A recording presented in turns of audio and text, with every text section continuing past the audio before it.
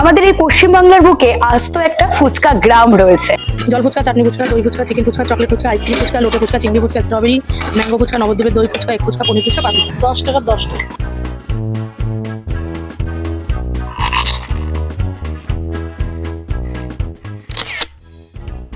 দেখলে আসে জিভে জল, আলু মটর টকের জল, নাদুস নুদুস দেখতে বেশ, এক কামড়ই শেষ। বাঙালির মুখরোচক খাবারগুলোর মধ্যে সব থেকে প্রিয় খাবার প্রথমেই থাকে, সেটা হচ্ছে ফুচকা।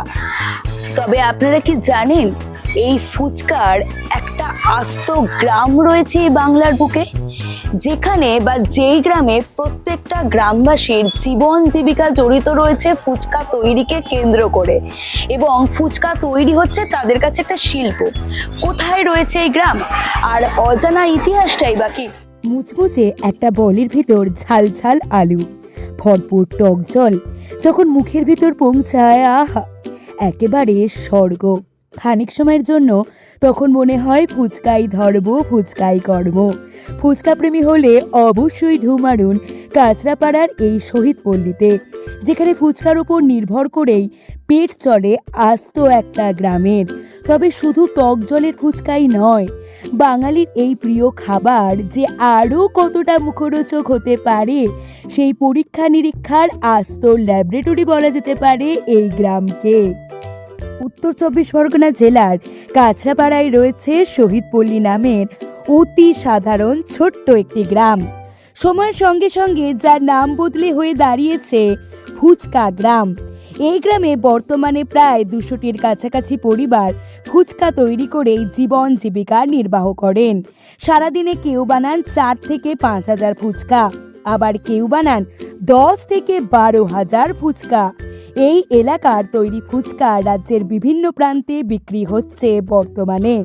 অবাক হচ্ছেন শুনে? যদিও এই বাংলার কোথায় কি ছড়িয়ে আছে সেটা অনেকেরই অজানা। কিভাবে গড়ে উঠল এই ব্যবসা শুনে নিন।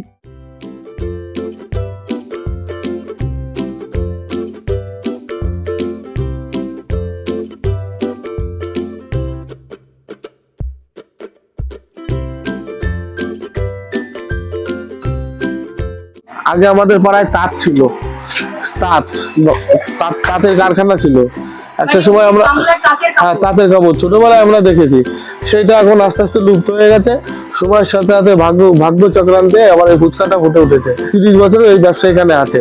ফুচকা আগে 1 টাকার 8টা ফুচকা দিত, আমরা নিজেরা খেয়েছি। চোখে দেখা একটা অভিজ্ঞতা, পাশের বাড়ির লোক করতে করতে আমরাও ভাবনা চিন্তা দিয়ে করে সকালবেলা এটা ভেজে এটা আমরা পাইকারি দিয়ে দিই।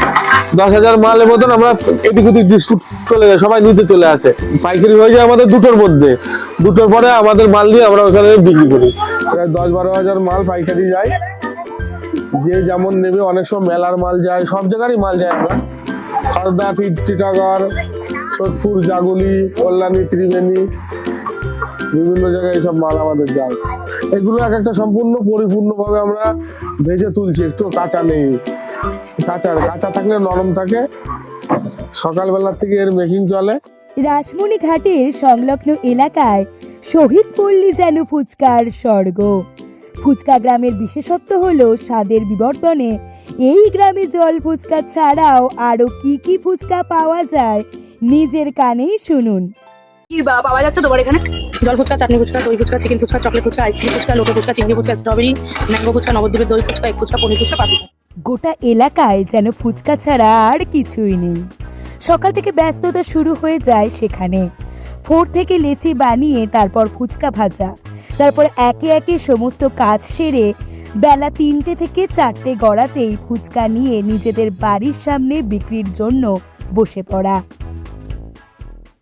এই ফুচকা গ্রামে আসতে গেলে আপনাদের শিয়ালদা স্টেশন থেকে আসতে হবে কাঁচরাপাড়া স্টেশনে, আর কাঁচরাপাড়া স্টেশনে আসতে গেলে শিয়ালদা উত্তর শাখা থেকে রানাঘাট লোকাল কিংবা কৃষ্ণনগর লোকাল কিংবা গেটে লোকাল কিংবা শান্তিপুর সহ একাধিক লোকালে আপনারা চলে আসতে পারেন কাঁচরাপাড়া স্টেশনে। কাঁচরাপাড়া স্টেশনের 1 নম্বর প্ল্যাটফর্মের বাইরে থেকে অটো যায় বাঘমোড় থেকে নেমে হেঁটে মাত্র 5 মিনিট বা টোটোতে মাত্র 3 মিনিট লাগবে এই ফুচকা গ্রামে পৌঁছাতে।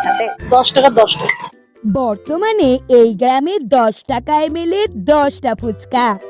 সঙ্গে আবার একটা ফাও। অনেক আগে 1 টাকায় 8টা ফুচকা পাওয়া যেত এখানে। তাহলে আর কি, একদিন ঢু মেরে আসুন এই ফুচকা গ্রামে।